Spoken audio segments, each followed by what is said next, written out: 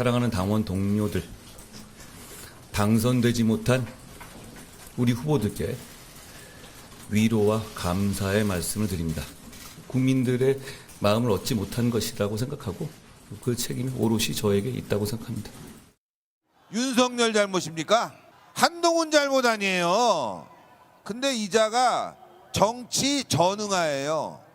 정신이 오락가락하다 보니까 자기가 잘못해놓고 윤석열 대통령 탓을 하고 당대표하면 돼요, 안 돼요? 될 수가 없습니다. 지금 될 수가 상황에서는. 없어? 예, 근데 왜 저렇게 과대망상을 가지고 있을까? 미친 거죠. 그런 사람이니까 이번 총선에 이렇게 패한 거 아니겠습니까?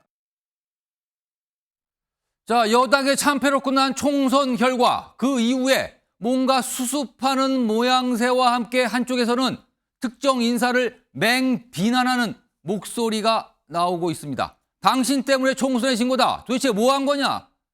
떠난다고 다가 아니다. 이런 분위기까지 나오는 겁니다. 대표적인 인물이 홍준표 대구시장입니다. 화면으로 좀 소개해드리죠.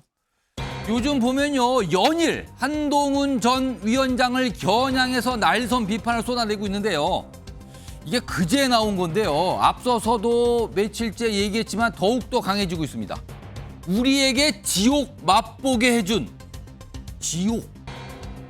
한동훈이 비대위원장 된 것 출발부터 잘못이다. 잘못돼서 지옥을 맛보게 해준 장본인이 바로 한동훈 전 위원장이다. 이렇게 적고 있습니다. 그리고요, 내가 이 당에 있는 한 그를 용납하지 않을 것이다. 이건 도대체 무슨 뜻일까요? 자, 이렇게 비판하는 날선 비판을 연일 쏟아내자 이에 대한 반발도 나오고 있거든요. 화면 좀 보겠습니다. 자, 김웅 의원인데요. 홍준표 대구시장을 겨냥해서 이렇게 또 반박을 합니다. 간사함으로 따지면 이분은 황제급이다. 지난 10일 총선 직후죠. 그리고요, 어제입니다. 진짜 지옥 맛보게 한 것은 2018년 지방선거 무능과 막말로 지원 유세까지 거부당한 주제에 이렇게 날선 반박을 하고 있습니다. 그리고 여기 보면 여기 해시태그 걸려 있죠. 강약 그 자체다. 강약이면은 강약 약강 그 자체다. 그러니까 강한 쪽에는 약하고 약한 쪽에 강하다, 이 뜻이 되나요? 이렇게 받아치고 있습니다. 자, 이 얘기 좀 해봐야겠는데요. 정기란 교수님, 우선 앞서서 홍준표 대구시장이 그제 그 앞서서도 엄청난 이 날선 비판 쏟아냈는데 그제 발언 중에서 지옥을 맛보게 해줬다. 그리고 용납하지 않겠다고 했습니다. 이 두 가지가 무슨 뜻으로 봐야 되는 겁니까? 워낙 홍준표 시장이 말을 이렇게 난사하는 스타일이어서 쉽게 예측하기 어렵습니다만 지옥 그 말은 자체는 저는 200석 범야권 200석을 위협했던 총선 결과 이른바 역대급 참패를 언급하는 것으로 보여집니다. 실제로 개헌 저지선이 붕괴된다. 탄핵 소추가 가능해지지 않겠느냐라고 하는 그런 위기 상황까지 갔던 것 아니겠습니까? 예. 이런 일련의 역대급 참패의 상황까지 내몰리게 한 한동훈 위원장에 대한 어떤 강한 비토 정서를 드러낸 것으로 보여집니다. 자, 그를 용납하지 않겠다? 모르겠습니다. 내 눈에 흙이 되는 한 한동훈이 보수 세력의 대표하는 대권 후보가 되는 것은 좌시하지 않겠다라고 하는 강한 또 본인의 욕심이자 의지를 보여줬다. 저는 근데 왜 갑자기 홍준표 시장이 이런 강한 어조로 이렇게 비판하고 나섰나? 저는 지금 며칠째예요, 이게? 근데 이게 무슨 생각이 드냐면요. 저는 홍준표 시장의 고도의 노림수로 보여집니다. 하나는 윤석열 대통령의 책임을 희석시키기 위한 의도다.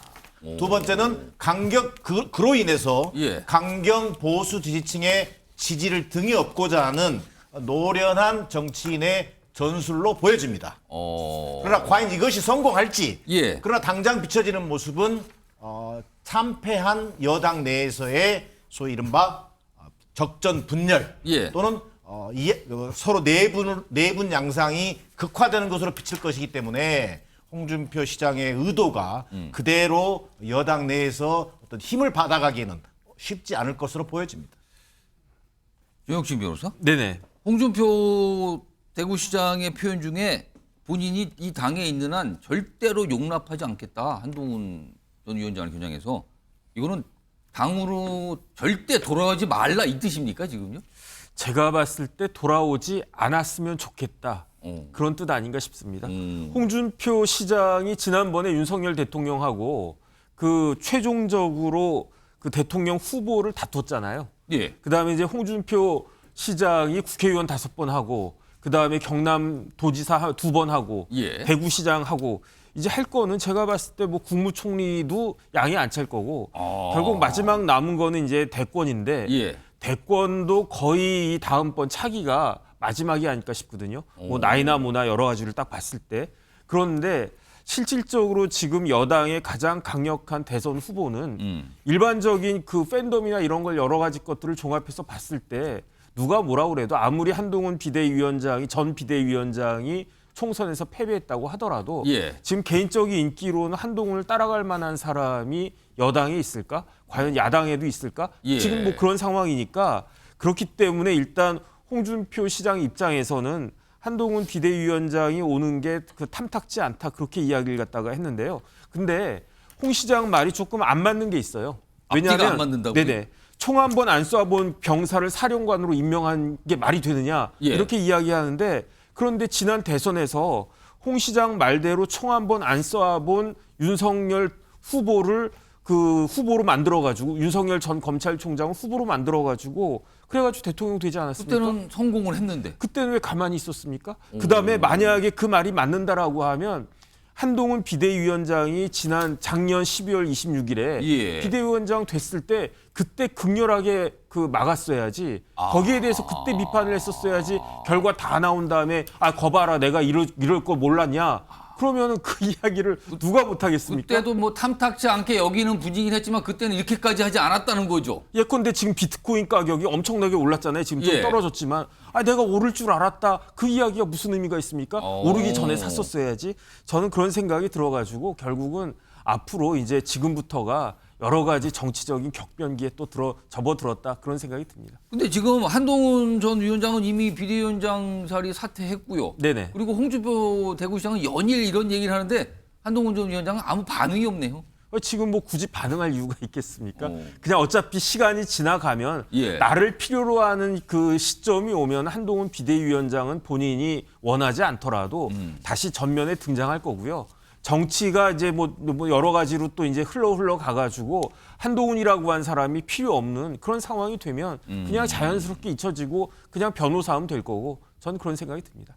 그러니까 뭐 자연스럽게 흘러가면은 뭐가 나타날 거라 이렇게 많은 분들 지금 정혁진 변호사 그렇게 보셨는데 홍준표 대구시장께서는 그렇게 보고 있지 않은 것 같아요. 굉장히 강한 아주 표현 보면 날이 서 있는 표현들이거든요. 이렇게 해갖고 맹 비판을 지금 하고 있는 상황인데 한동훈 전 위원장은 아무 반응이 없죠. 그런데요. 한 전 위원장과 가까운 인사로 통하는 김경률 비대위원은 뭔가 반응을 보였는데요. 알쏭달쏭한 반응을 보였어요. 목소리 들어보겠습니다. 저 개인적으로도 이걸 반응을 해야 되나. 홍준표 시장의 그런 일련의 증상들에 대해서 내가 굳이 얘기할 필요가 있을까. 저건 강형욱 씨가 답변을 하는 게 제일 맞을 것 같은데. 대통령 강용욱 씨? 예. 홍준표 시장에 대한 정확한 반응은 강형욱 씨가 제일 정확히 알 것이다. 제가 혹은 뭐 다른 사람들이 따질 계제는 아니다. 차기에 대한 어떤 고려성 그리고 경쟁자다 이런 것 아니겠습니까? 그것 말고는 저로서는 생각되는 것이 없습니다. 강형욱 씨요. 반려견 훈련 전문가로 통하는 뭐 대통령이란 별칭도 갖고 계신 그분 얘기가 나왔네요. 그분 정도는 뭐 답변을 하시지 않을까 이런 취지인데요. 화면 좀 보겠습니다. 갑자기 이제 설정 전되는데 이 얘기가 홍준표 대구시장이 얼마 전에 한 전 위원장을 비판하면서 문재인 사냥개가 돼 우리를 짓밟던 사람 여기서 처음으로 개가 등장을 합니다. 사냥개가. 이거를 염두에 둔 건가요? 김경률 전 비대위원은 대통령 강형욱이 답변을 해야 될 상황 같다. 그러자 이게 오늘 나온 반응이었어요. 그러자 홍준표 시장이 또 빠르게 반응을 보여요. 분수도 모르는 개가 사람 비난하는 꼴도 본다 지금. 김지호 민주당 부대변인 네. 강영욱 씨에게 물어보라는 건 이게 무슨 의미입니까? 이거는 사실 홍준표 대구시장이나 예. 김경률 비대위원이 서로를 동지로 보고 있는 게 아닙니다. 이 정도면은 이 당에서 서로 당원 동지라고 하지 않습니까? 그런데 개에 비유한다?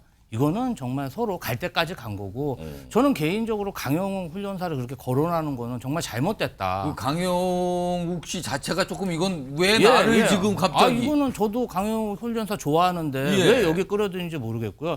아까 정혁진 변호사님 말씀하셨는데 왜 그 대통령 당선될 때는 아무 말 안 하고 지금 얘기하냐. 이 보수의 원류지 않습니까? 그래도 20년 이상 우리 홍준표 홍준표 시장이요. 했죠. 보수죠. 예. 그런데 그분들이 보기에 윤석열 대통령이나 한동훈 비대위원장은 용병이죠. 동지가 아니고. 그럼 용병이면 권력을 줬으면 제 값을 해야 되는 겁니다. 예. 그런데 윤석열 대통령은 그래도 당선이 됐고 정권 교체를 했으니까 그래도 인정을 하는데 성과가 있다. 거기는 이미 성과가 한동훈 있다. 비대위원장 당신은 예. 권력을 그렇게 줬는데도 제 값을 못 댔다. 그러니 저런 막말을 듣고 있는 거겠죠. 동지가 아니기 때문입니다. 이게 그러니까 사냥개의 얘기. 그러니까 이 반려견 훈련 그런 비판은 반려견 훈련 전문가가 답을 해야 될까? 그렇죠? 개가 사람을 지배한다.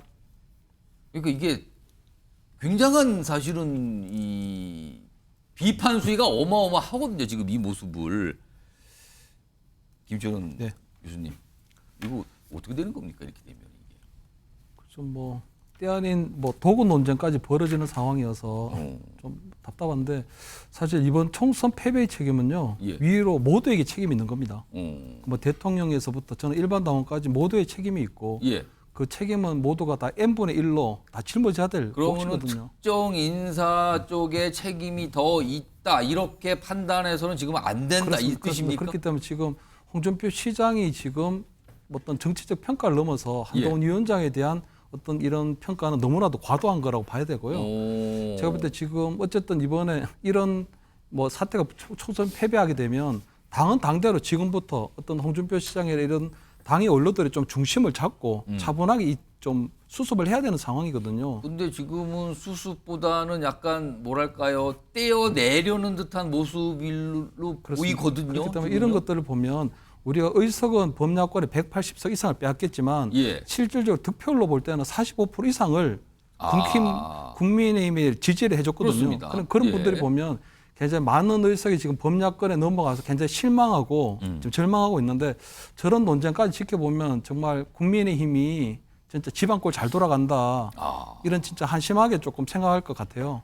그 저는 이제 저런 불필요한 논쟁은 좀 그만하고 어떤 홍준표 시장이 당의 원로로서 중심을 좀 딱 잡고 지금부터는 조금 총선 패배에 따른 어떤 민심을 어떻게 조금 당을 예. 정상화시킬 건지 그런 부분에 대해서 일단 총의를 모으고 좀 지혜를 모으는 것이 좀 맞지 않나 이렇게는 보입니다.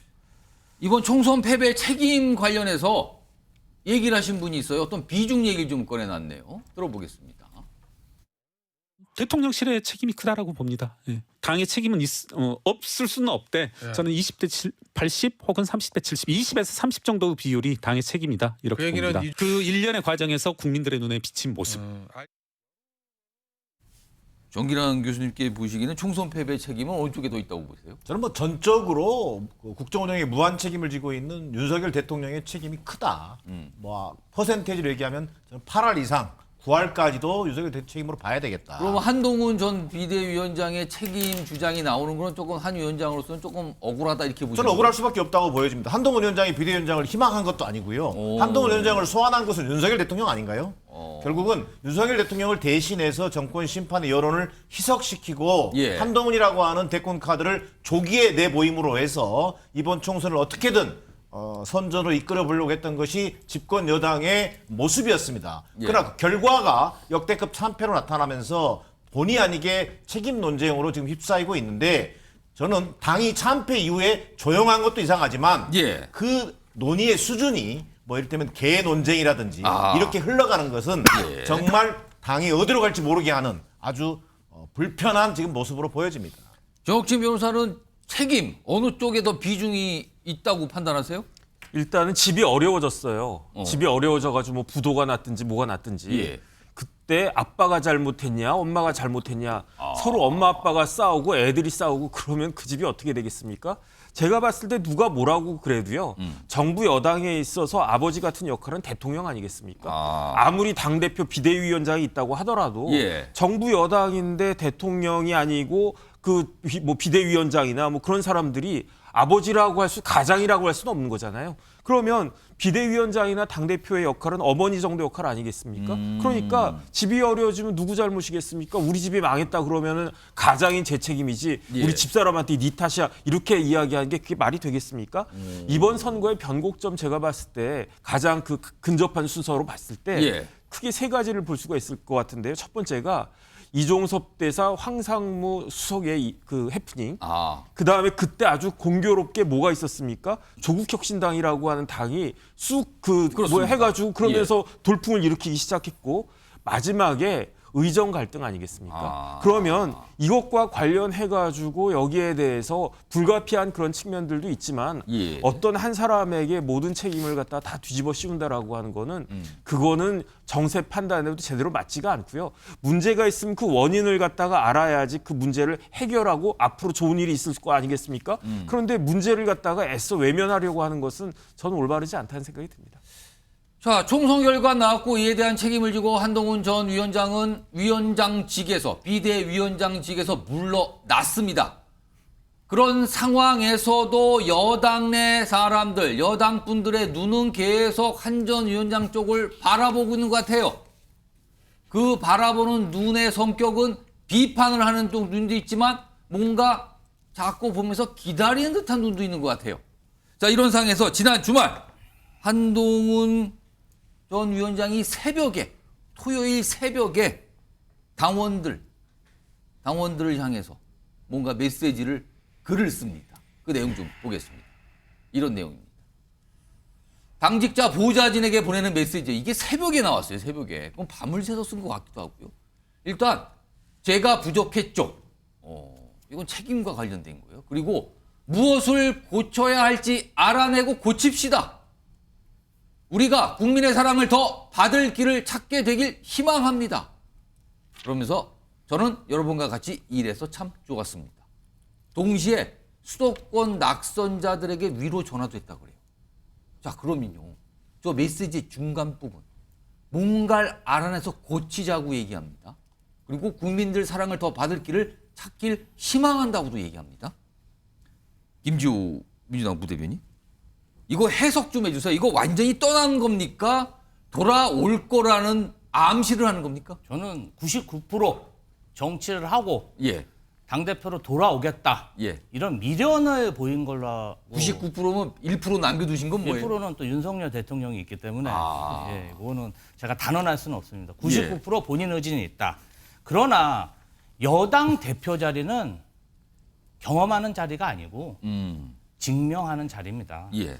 대한축구협회장이 축구 선수 경험도 없고 감독도 안 해본 문외한을 갖다가 축구 국가대표 감독으로 지명하고 월드컵 나가서 독일한테 5대0으로 졌다고 생각해 보십시오. 예. 그리고 와서 참패한 것도 경험이라고 국가대표 감독직 다시 하라 그런다면 예. 가만히 있을 축구 팬들이 어디 있습니까? 그래서 저는 한동훈 위원장이 진짜 2인자로서 예. 여태까지 누릴 거 다 누렸고 예. 앞으로 그 과도한 권한 행사에 대해서 책임을 져야 할 시간이 왔다. 혹시라도 해외로 유학 가실 계획이면 범죄인 인도 조약이 체결된 대로 가야지. 예. 명색이 법무부 장관인데 정말 범죄인 인도 조약이 체결되지 않은 곳에 간다면 예. 우리 대한민국 검사들 예. 창피해서 검사 생활 못합니다. 꼭 범죄인 인도 조약이 있는 곳으로 유학 가시길 바랍니다. 그 조약 얘기는 왜 하신 거예요? 뭘 생각하신 거예요? 아니 혹시라도 유학을 가게 된다면 오해 살 짓을 안 하는 게 좋다 이 말입니다. 아유, 그냥 막 쏟아내셨어요. 지금요. 범죄 인도 조약까지 말씀하셨는데 또 메시지를 남겼는데 그게 뭐 단순히 이전 떠나겠습니다라고만은 보이지는 않는 거예요. 뭔가 국민의 사랑을 받아야 된다는 부분. 뭐 이런 거에 강조를 합니다. 자, 이런 가운데 이게 어제부터 설치가 됐나요? 오늘 설치가 됐나요? 어제 오늘 국회 앞에 뭔가 모습이 있었어요, 이게. 영상으로 좀 확인해 보죠.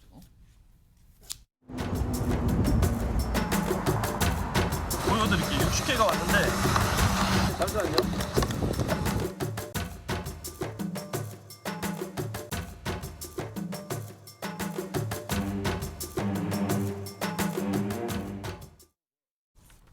한동훈 전 위원장이 사퇴했잖아요. 그러면은 이거는 약간 좀 위로를 하고 뭐 이런 상황인데 화환이 온 거예요. 화환이. 화면 좀 보겠습니다. 국회 앞에 한동훈 응원 화환인데 이렇게 돼 있어요. 이게 선진국의 정치인 이렇게 쓴 건가요? 가운데가요? 그리고 한동훈 위원장님 사랑합니다. 뭐 동료 시민이라고 썼고요. 뭐 응원합니다. 뭐 돌아와 주세요. 뭐 이런 글도 써 있는 화환들이 왔다는 거예요. 김철원 교수님. 네. 국민의힘의 아마 지지자분들이겠죠. 이건 여당의 지지자분들인데 이분들은 현재 국민의힘 내부에는 한동훈 전 위원장 말고는 당을 이끌어갈 사람이 없다. 이렇게 판단하는 겁니까, 그럼? 일단 그것보다는 한동훈 위원장이 지난 총선 때 예. 어쨌든 외로운 논톱이었거든요. 본인이 어쨌든 선거에 대한 경험이 없는 상황에서 마지막 날 유세를 끝나지 못하고 탈전할 정도로 전국을 다니면서 했기 때문에 아마 그런 부분에 있어서 아마 응원을 하는 그런 조금 메시지로 좀 보이고요. 또 이번 총선을 통해서 한동훈 위원장이 상당히 좀 정치적 자산을 축적을 했거든요. 어쨌든 본인이 공천 관리에서부터 또 수도권에 낙선한 분들도 많이 있지만 예. 어떤 그분들의 유세 지원을 다 다니면서 상당히 그분들이 한동훈 위원장한테 고마워했다는 그런 부분들이 있거든요. 총선에는 전체적으로 패배했지만 본인의 정치적인 자산을 만들었다. 그렇습니다. 이겁니까? 한동훈 어떤 팬덤도 좀 생기고 당내에 어느 정도의 좀 당내 기반도 좀 만들어진 부분이 있죠. 그래서 상당히 좀 기간이지만 상당히 압축적인 그런 아마 정치 경험도 지금 같이 경험을 한 부분이 있거든요. 예. 그래서 아마 지금 당내 기반이 좀 만들어진 거, 그다음에 선거 경험이나 이런 것들은 앞으로 한동훈 위원장이 어떤 행보를 해 나가는 데 있어서 상당히 중요한 기반은 된다고 볼 수 있죠. 그럼 그 행보는 뭘로 보시는 거예요? 근데 지금 한동훈 위원장 같은 경우에도 지금 정치의 맛을 알고 있거든요. 아, 맛을 봤다 이제. 그래서 맛을 봤고 이제 홍 시장이 얘기하는 것처럼 셀카도 있고 한동훈이라는 그 연호도 있기 때문에 예. 정치인들이 가장 두려워하는 부분은 잊혀지는 겁니다. 잊혀지는 거. 이미 그거에 대한 두려움을 느낄 수 있는 상황이 됐다. 그렇습니다. 잊혀질 수도 있기 때문에 또 그런 부분들이 있고요. 한동훈 위원장이 지금 선택할 수 있는 차기 행보에 대한 선택지가 많지는 않아요. 왜냐하면 차기 당권에 도전하지 않는다면 예. 내년이나 내후년에 있는 뭐 재보궐선거에 출마하거나 아니면 2027년 뭐 대선에 바로 가거나 이렇게 해야 되는데 예. 그러기에는 너무나도 상황이 불확실하거든요. 가장 확실한 상황은 예. 아마 7월이나 8월 달 어느 정도 당이 정비되고 난 다음에 치러지는 그 당권 도전으로 가는 게 가장 확실한 선택지가 전당대회 됐습니다. 말씀하시는 그렇습니다. 거. 예. 여름에 치러지는? 그렇습니다. 그게 가장 확실한 선택지고 아마 본인이 이번에 아까 말씀드린 것처럼 어느 정도 당내 기반도 좀 만들어졌다고 볼 수 있기 때문에 예. 저는 뭐 차기 당권으로 나가는 조금 확실한 선택을 하지 않을까. 나머지 다른 선택지는 굉장히 좀 불확실한 상황들이거든요. 지금 총선에 패배를 했고요. 당이 본인이 총선을 이끌었는데 그리고 나서 비대위원장 자리에서 물러난 상황. 자, 그럼 다음 수순은 무엇일까? 지금 뭐 정치권에서 이쪽에 관심이 있는 거예요. 그 모습이 무엇일까? 자, 그런데 전례랄까요? 사례랄까요? 그게 있었네요. 화면 좀 보겠습니다. 이재명 대표입니다. 이재명 대표가 지난 2022년 3월 대선에서 졌잖아요. 패배입니다. 이때만 해도 뭐 대선에서 졌기 때문에 정치인으로서 앞으로 행로가 어떻게 되는 거야 여기에 다 온통 관심이 있었는데 2달 뒤인 5월에 재보궐선거에서 출마해 국회의원이 됩니다. 그리고 다시 그로부터 3달 뒤에 민주당 전당대회에 출마해서 당대표로 뽑힙니다. 2단계를 거쳤죠. 2달 정도 시간을 보내고 의원이 됐고 3달 정도 시간을 보낸 다음에 당대표 됐고 이런 전례가 있는 물론 경쟁 정당의 상황이에요. 있습니다. 자, 그러면은 한동훈 전 위원장은 자 4월 총선에 졌습니다. 다음이 뭐냐는 거죠. 그림이. 만약에 복귀를 하게 된다면 시점은 언제를 선택할 거냐. 이겁니다. 정기란 교수님. 일단 돌아온다면 언제쯤 타이밍, 시점을 볼까요? 어떻게 일단 전제가 있어야겠네요. 돌아온다고 보십니까? 저는 뭐 돌아올 걸로 보여집니다. 그렇다면 언제입니까? 그러나 시점을 지금 예단하기 어렵다. 그건 본인도 잘 모를 것이다. 예. 이를테면 지금 총선 참패의 패장입니다. 그 책임론이 윤석열 대통령에게 있다 하더라도 그 실질적인 사령관 역할을 맡았던 한동훈 위원장 입장에서는 바로 돌아오기가 굉장히 어려운 구조다. 그리고 국민 정서에도 맞지 않습니다. 예. 실제로 반성과 성찰의 시간을 통해서 정치에 대한 기본적인 생각을 정리해내는 저는 한동훈 위원장의 시간이 필요하다고 보여집니다. 예. 자, 그리고 본인이 나오고 싶어서 나오는 것이 아니라요. 당과 지지자들의 소환에 의해서 나오는 것이 가장 저는 좋다고 보여집니다. 사실 비대위원장 자리에 앉는 것도 당의 요청에서 그렇습니다. 나온 거죠. 예, 그리고 또 이재명 대표 얘기하는데요. 이재명 대표하고 전혀 다른 게요. 예.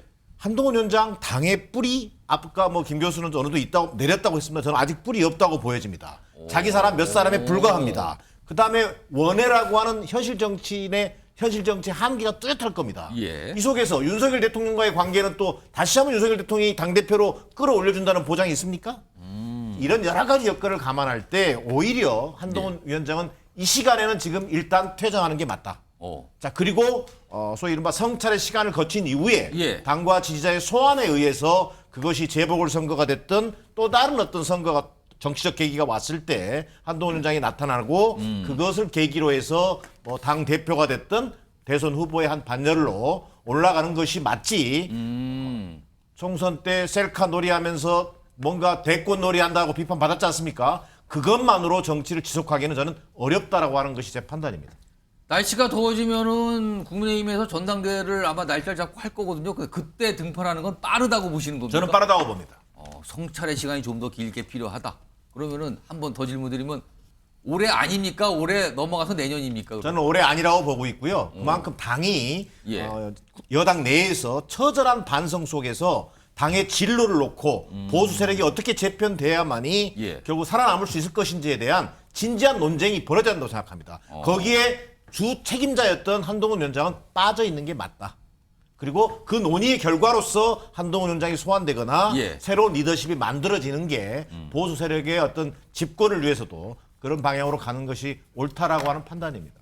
선거운동 기간에 한동훈 전 위원장이 원톱이다. 이게 뭐 정치권 그렇게 봤잖아요. 근데 실제 어떤 의사결정 과정도 보면요. 한동훈 전 위원장 주변에 있는 분들도 잘 모르는 경우가 많더군요. 확실히 본인이 뭔가 결정을 하고 본인이 실행을 하는 그런 모습들을 좀 반복적으로 보여줬거든요. 이번에 과연 본인이 정치권에서 어떤 역할을 앞으로 할 것인가. 이 부분도 아마 본인 이외에 다른 분들이 짐작하기는 지금으로서는 쉽지 않아 보이는 것 같습니다.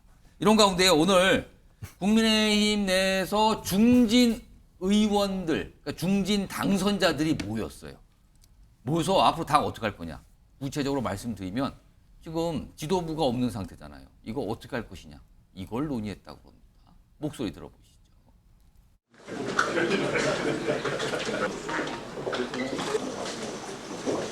없이 말씀해 주시길 부탁드립니다. 지금 뭐 그거 얘기할 때가 아닙니다. 지금은 당을 어떻게 수습하느냐가 중요하지. 가능하면 빠른 시간 내에 비대위를 만들고 그다음 이제 전당대회를 통해서 제대로 된 그런 지도부를 뽑는 것. 이제 그것이 하나의 결론입니다. 그리고 당원 당규상 전당대회를 치르려면은 비대위로 가야 된다. 전당대회를 하기 위해서는 비대위를 거쳐야 됩니다. 수습을 하는데 비대위가 또 나온 거죠. 화면 좀 보겠습니다. 이 비대위가 몇 번째인가요, 지금? 지금 현 정부 출범 이후 여당 내에서 비대위만 이미 3번이에요, 이미 3번. 이준석 대표 사퇴 후에 주호영 비대위, 그리고 이어서 정진석 비대위, 그리고 한동훈 비대위가 지금까지 이어지면서 총선 치른 거잖아요. 근데 총선 패배 후에 이 비대위가 사실 해산이 된 겁니다. 자, 그러면 한동훈 사퇴 후에 전당대회를 하긴 해야 되는데 당대표를 여기서 뽑아야 되는데 그럼 비대위를 거쳐야 된다는 판단을 하고 있어요. 물론 오늘 중진 당선인들과의 만남에서 결론을 낸 건 아니에요. 내일 다시 이번에 이제 초선이 되는 당선인들이 있잖아요. 거기서 만나서 또 얘기를 좀 해본다고 해서 최종 결정하겠다고 예고를 했는데 정혁준 변호사. 네네. 비대위 끝나다 또 비대위로 가는 겁니까 그러면은? 글쎄 뭐 그럴 수도 있는데 제가 국민의힘 당원을 찾아봤거든요. 예. 96조에 나와 있는데 비대위는 어떻게 규정하고 있냐면은 당대표가 거리됐을 때에는 비대위를 둔다. 이렇게 돼 있어요. 그거는 사실 자연스럽죠. 당대표가 없으니까 비상체제로 간다는 거는. 그런데 단서가 있어요. 예. 당대표 권한대행이 비대위 설치 여부를 결정할 수 있다. 그러니까 그러면 원내대표가 예. 당대표 권한대행은 누구냐면은 원내대표도 없으면 뭐 최고위원 이런 식으로 나간단 말이에요. 지금은 윤재욱 원내대표가 권한대행이잖아요. 그렇죠. 그러니까 단서가 예. 원칙적으로는 당대표가 거리됐을 때는 비대위 두는 게 맞는데 예. 그런데 당대표 권한대행이 비대위를 설치할지 말지를 결정할 수 있다. 윤재욱 권한대행이 설치 결정을 할 수 있다는 거네요. 제가 봤을 때 그렇게 해석이 되거든요. 예. 그런데 이러한 경우에는 지체 없이 전국위원회 추인을 받아야 된다. 당내 그러니까 절차를 밟아야 된다는 거네요. 제가 봤을 때 윤재욱 원내대표의 결정에 따라서 아니다. 지금은 어차피 비대위 해봤자 어차피 전당대회 해야 되는 거 아니겠습니까? 예. 그러니까 전당대회 해야 되니까 그냥 당분간은 그 당대표 권한대행 그 체제로 가고 그러다가 뭐 이제 국회의원 임기가 예. 6월부터는 시작이 되잖아요. 그때 적절한 때 조기 전당대회 해가지고 당대표를 뽑는 게 맞겠다라고 윤재욱 그 원내대표가 생각하면 그대로 가면 되는 거고 아니, 그게 아니다. 그냥 그 원칙대로 간다. 단서 규정이 아니라 예. 본문 규정으로 간다. 그러면 지금 비대위 두는 게 맞을 수도 있고. 근데 제가 봤을 때는 너무 비대위가 많잖아요. 비대위 끝나고 비대위였어요. 그러니까 제가 봤을 때는 그냥 제 생각에는 뭐 지금 비대위 한다고 해가지고 무슨 비상 상황도 아니지 않지 않습니까? 지난번에 김기현 대표가 물러났을 땐 비상 상황이었어요. 왜냐하면 총선이 얼마 남지 않았는데 지지율 팍팍팍 떨어지니까 이거를 반전하는 카드가 필요하다. 예. 비상 상황이었잖아요. 예. 지금 이제 결과가 다 나왔어요. 여기에 대해서 뭐 비상 상황입니까? 그냥 뭐 어떻게 보면은 그 패배한 상황이지. 예. 그러니까 그건 뭐 그 국힘에서 알아서 여당에서 결정할 문제인데 제 상식으로는 지금 뭐 그 윤재욱 원내대표 체제로 간다고 한들 크게 다를 게 있을까 하는 게 제 개인적인 생각입니다. 그러면 약간 관리 차원에서 시간을 좀 보내고 추스리는 비대위 정도는 가능하지 않을까 이 말씀인데 하나 더 질문 드리면 그러면 그 이른바 관리형 비대위예요. 수습을 네네. 하고 관리하는 정도만 하는 비상대책위원회가 끝나면 전당대회라서 당대표 뽑아야 되는 상황이 올 거란 말이에요. 그렇죠. 근데 지금 이게 좀 빠른 얘기 같기도 한데 여당 내에서는 당대표는 영남권 출신 의원인 당대표가 돼서는 안 되고 수도권 출신이 돼야 된다. 수도권 민심을 반영해야 되는 거 아니냐. 이런 의견이 나오는데 이거 어떻게 판단하십니까? 제 개인적으로는 뭐 찬밥 더운밥 가릴 게 아니고 누가 봐도 그래도 이제 여당이 바뀌었네. 예. 이런 생각이 들 만큼 좋은 분이 예. 영남이든 호남이든 뭐 아니면 수도권이든 할 거 없이 딱 됐으면 제일 좋겠다라는 생각이 근데 드는데 혹시 그런 분이 이건 누가 봐도 괜찮은데 하는 분이 또 머릿속에 지금 떠오르십니까? 뭐 제가 뭐 아는 분이 있습니까? 저는 잘 모르겠는데 누가 딱 봤을 때 잘 뽑았다. 예. 이런 분이면 됐지 뭐 그분이 출신이 어딘지는 제가 봤을 때 별로 개의치는 않을 것 같은데 예. 그래도 이왕이면 다홍치마라고 영남권보다는 수도권이나 차라리 호남이 더 나을 수도 있겠다. 제 개인적인 생각인데 제일 중요한 거는 역시 인물 뭐 이렇게 딱 봤을 때 뭐 예컨대 성경에서 뭐 모세 같은 사람이 딱 나타나면 제일 낫지 않겠나 하는 게 생각입니다. 김초영 교수님 모세 같은 분이 떠오르십니까 지금?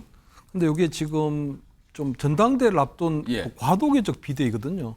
그래서 어떤 그 총선의 결과를 좀 수용해야 되지만 이 차기 전당대회가 왜 중요하냐면 차기 당대표 되는 사람이 2년 임기입니다. 그렇죠. 그러니까 2026년도 한 7월 달쯤에 임기가 끝나면 바로 대권 레이스가 시작되거든요. 그렇죠. 그렇기 때문에 이번 차기 전당대회 당대표 되는 분이 만약에 대권 주자급이 된다면 상당히 급하게 좀 대권 레이스가 진행될 가능성도 생기거든요. 그래서 지금 보면 전체적으로 또 어떤 국정 쇄신의 의미를 담으면서도 예. 차기 총리나 아니면 전당대회를 통한 차기 당대표를 뽑는 때 신중할 수밖에 없는 게 이게 바로 2027년 대권에 있어 사실상 시동을 거는 방법이 대선 주자급이 당대표가 되면 또 그 자체가 또 논란을 낳을 수 있다. 이 그렇습니다. 뜻입니까? 지금 조기 전당대회를 주장하시는 분이 보면 나경원 전 의원이나 안철수 의원인데 이런 분들은 다 대권 주자급들이거든요. 예. 만약에 아마 이번 국회 개원하기 전에 뭐 7월이나 8월 달쯤 돼서 전당대회를 한다면 제가 볼 때 이게 관령으로 가지 않고 아마 차기 대권 레이스가 시동이 걸리는 그런 전당대회도 될 수 있기 때문에 예. 지금 이번에 조금 과도기적이지만 비대위를 어느 정도 가져가느냐 그리고 이 안에 이번에 전당대회 룰 세팅이나 이런 것들을 어떻게 할 것이냐는 부분들이 굉장히 중요한 타이밍이거든요. 그렇게 되면 지금 어떤 단순한 관령이 아니고 예. 차기 전당대회를 꾸리기 위해서는 지금 어떻게 그러니까 예를 들면 당원도 지금 100% 하게 돼 있는데 이것도 당심과 민심 어떻게 적절하게 할 거냐, 그 단일 지도 체제로 갈 거냐, 아니면 합의제로 또 바꿀 거냐, 예. 어떤 당 지도부의 지도 체제를 어떻게 할 거냐, 이런 부분들도 좀 논의가 돼야 되기 때문에 차기 전당대를 하기 위한 좀 시간이 좀 필요한 상황입니다. 그렇기 때문에 그런 부분들이 굉장히 좀 앞으로 중요하게 되어 있는 거죠. 이게 정상적인 당대표가 있는 체제에서 총선을 치르면 뭐 간단하게 비상사항 발생할 순간 비대위 꾸리시죠. 이게 통상 국회의 모습이었어요. 정당들. 근데 비대위로 선거를 치렀는데 참패를 했습니다. 그 다음은 뭐냐?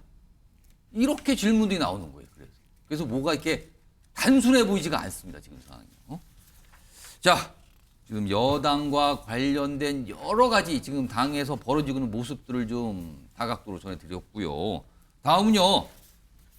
대통령실과 좀 관련이 있네요. 지금 인선 얘기가 나오잖아요. 총리 사의 표명했죠. 그다음에 대통령실 참모들, 비서실장을 포함해서 참모들 사의 표명했습니다. 근데 뭐 이렇게 수리됐다 어쨌다는 얘기는 아직은 나오지 않은 상황이에요. 자, 이와 관련된 주제로 넘어가 보겠습니다. 새 비서실장의 조건은 과연 무엇일까? 새로운 비서실장을 뽑아야 된다. 누가 물망이다. 이런 얘기 주말 동안에 참으로 많이 나왔었는데요. 일단 화면 좀 보겠습니다. 이 얘기 좀 하기 전에요. 내일 국무회의가 열리는데요. 이 자리에서 윤석열 대통령이 총선 관련 입장을 발표할 것으로 지금 뭐 기정사실화된 상황이에요. 모두 발언을 하게 되죠. 근데 이 발언을 통해서 어떤 입장을 낼 것으로 보이는데 일단 뭐 여러 가지 예상이 있었잖아요. 이런 총선 관련 입장은 뭐 담화 형태로 할 것이냐, 뭐 기자회견 형태로 할 것이냐. 지금 보니까 결론은 뭐 두 가지 형식은 아니고 국무회의 발언 형식으로 나올 것 같단 말이에요. 이거 짧게 김철원 교수님. 네. 내일 어느 정도 수준, 어느 정도 내용의 메시지가 나올 걸로 봐야 됩니까? 근데 일단은 대국민 담화나 기자회견 형식을 빌리지 않는 걸 보면 제가 볼 때 어떤 총선에서 드러난 민심의 결과는 겸하게 수용하지만 네. 큰 틀에서 달라질 건 없다는 그런 큰 틀은 유지가 되는 것 같거든요. 달라질 건 없다? 크게 달라질 건 없다는 겁니다. 그러니까 본인은 아마 제가 볼 때는 민심에서 드러난 이번 총선 결과에 드러난 민의는 충분히 수용하지만 예. 그동안 2년 정도 해왔던 국정 운영의 방향을 계속적으로 국정 운영 방향이나 정책 방향 그대로 가겠다는 겁니다. 그러니까 아마 어떤 정도의 그 정책 혁신은 수용하겠지만 의료 개혁이라든가 이런 부분에 있어서는 중단 없는 개혁을 하겠다 하는 그런 부분으로 받아들이지 않고요. 두 번째는 이번 총선에서 드러난 것처럼 어떤 경제 살리기에 여야가 없이 할 것 없이 경제 살리기에 좀 올인해야 되고 그런 부분에서 국정을 쇄신하겠다는 의지는 좀 밝힐 것 같고요. 혹시 야당 대표 만나겠습니다. 이런 입장은 안 나올까요? 제가 볼 때 그건 당연히 들어갈 수밖에 없는 게 22대 국회가 개원이 되는 상황이거든요. 예. 그렇기 때문에 어떤 민주당에서 얘기하는 것처럼 영수회담은 아니지만 여야 대표 회동은 할 수밖에 없는 부분이 있습니다. 왜냐하면 대통령이 22대 국회에 바라는 그런 사항들이 있을 수 있고요. 예. 또 여야 대표들이 대통령에 대해서 건의할 부분도 분명히 있는 거거든요. 예. 그렇기 때문에 어떤 형태로든지 아마 여야 협치에 대한 부분을 강조하시면서 여야 대표 회동은 제가 볼 때 어느 정도 선제적으로 어느 정도 저 내용 안에 담을 가능성 좀 있다 이렇게는 보이죠. 국무회의가 뭐 매주 화요일이죠. 통상적이라면 오전 10시인데요. 내일 내용 아마 좀 주목을 받을 것 같고요. 기다려봐야 됩니다. 이런 상황에서요. 대통령 비서실장에 누구누구가 물망에 오른다. 여러 가지 복수의 이름들이 거론됐는데 특히 한 분, 이분이 가장 주목을 받았죠. 화면에 있습니다. 뭐 결정된 게 아니에요. 물망에는 오르는 거예요. 원희룡 전 장관. 인천 계양을에 출마해서 이재명 대표하고 경쟁을 벌였죠? 그러나 이번에 낙선을 했습니다. 일단 뭐 프로필이 나와 있네요. 삼선, 제주도지사, 그다음에 이재명 저격수 이런 뭐 별칭, 그리고 뭐 검찰 출신 뭐 이런 프로필이 좀 있고요. 그런데 최근에 언론 보도나 정치권 관계자의 설명이 약간씩 다른데 일단 대통령실과 여권 관계자는 새 비서실장의 원희룡 사실상 확정된 거다. 약간 이런 분위기의 설명이 있었는데 비슷한 시점에 대통령실 관계자는 쓴소리할 수 있는 후보군을 넓히는 중이다. 그러면은 일단 원희룡 전 장관 포함해서 복수로 넓히고 있다. 아직 결정된 거 아니다. 이렇게 되는 거잖아요, 지금요. 자, 원희룡 전 장관, 요 비서실장 인선 물망건과 관련돼서 뭔가 얘기가 있었어요. 들어보겠습니다. 가슴이 아픕니다. 아이고 가슴이 아파요. 뉴스를 안 보니까 하나하나 도와주셔서 감사합니다. 제발 나라 전체적으로 그러니까 가슴이 아프네요. 죄송합니다. 다음번에 하시면 돼. 아유 그래 오늘 뉴스에 보니까 저런 정책을 좀 나와요. 아유 아유, 그게 뭐, 더 힘든 일이죠, 그게. 하마평에 오르고 있는 분들의 면면을 보면 대통령께서 과연 총선 민의를 수용할 생각을 가지고 계신지 상당히 우려됩니다. 간곡하게 당부드리건대 주권자인 국민들이 납득할 수 있는 합리적이고 실효적인 쇄신책을 마련하시기를 당부드립니다. 자, 요거는 민주당 소속이신 김주호 부대변인께 원희룡 전 장관이 대통령 비서실장의 물망에 강력하게 올랐다고 지금 다들 정치권을 그렇게 보고 있어요. 뭐 아직 정해진 건 아닙니다만 원희룡 대통령 비서실장 만약에 이루어진다면 이거 어떻게 판단하십니까? 저는 뭐 원희룡 전 제주지사가 예. 비서실장이 돼서 예. 우리 윤석열 대통령과 우리 김건희 여사님이 마음의 평온을 찾고 뭔가 국정을 잘 운영할 수 있다면 예. 사실 뭐 그것도 한 방법이라고 생각합니다. 왜냐하면 사실 비서실장도 사실 크게 보면 비서관 아니겠습니까? 그렇죠. 그래서 손발이 돼서 지금 이렇게 국정이 난맥인데 국정을 잘 풀어나갈 수 있는 선택이라면 사실 그거는 좀 존중해야 된다. 그런데 어쩜 국정 운영의 난맥을 풀기 위한 게 아니고 온통 머릿속에 이재명 대표만 들어있어서 이재명 대표를 모욕 주고 창피 줬던 대장동 1타 강사, 뭐 양평 고속도로 뭐 이런 노선의 주역, 그다음에 개항 출마했던 그런 이미지를 갈고 뭔가 이재명 대표한테 사적 복수를 위해서 비서실장으로 채용한다면 그거는 좀 국가적인 정말 잘못된 일이고요. 저는 아마 원희룡 전 제주지사는 예.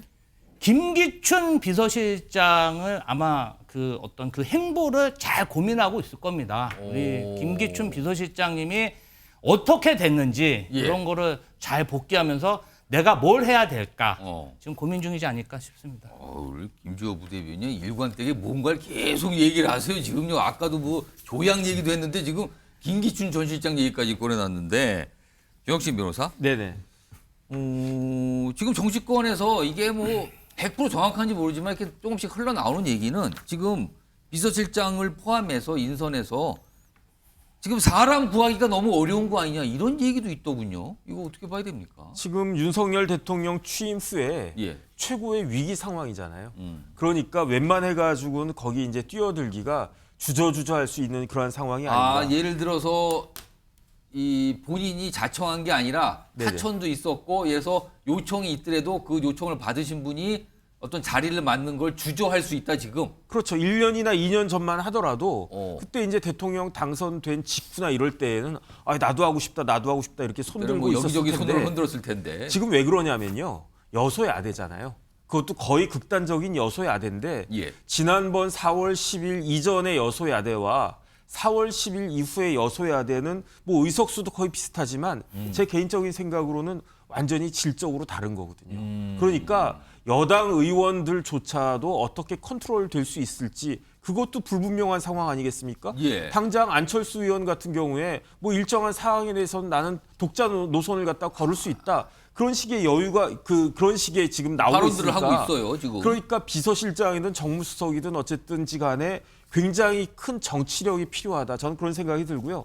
지금 원희룡 후보에 대해서 그 비서실장 이야기가 많이 나오는데 예. 원희룡 후보 같은 경우에도 원희룡 전 장관 같은 경우에도 이게 굉장히 리스크도 있고 찬스도 되고 저는 그런 생각이거든요. 리스크와 찬스가 같이 있다고요? 왜냐하면 원희룡 장관은 예. 본인이 뭐 장관이나 뭐 그 정도로 뭐 비서실장으로 만족하지는 않을 거잖아요. 대선에 이미 도전하셨던 경험이 있는. 그러니까 대권 후보로 본인을 그 규정 지을 텐데 그런데 지금 상황에서 지금과 같이 그 대통령이 최고 위기 상황에서 내가 대통령 비서실장으로 들어갔다. 예. 그랬는데 일이 잘 해결이 되면 이게 하나의 찬스가 될 거고 그게 아니고 굉장히 어려워진다 그러면 대권 후보의 꿈은 그냥 물거품처럼 날아가는 거 아니겠습니까? 비서실장으로 끝나고 만다. 그러니까 여기에 대해서 원희룡 전 장관에 대해서 어쨌든 뭐 비서실장이든 뭐든 이런 그 제의가 왔을 때 다른 걸 다 떠나서 본인부터가 이거 내가 지금 해야 될 상황이냐, 내가 이걸 갖다 할 만한 능력이나 여건이 되나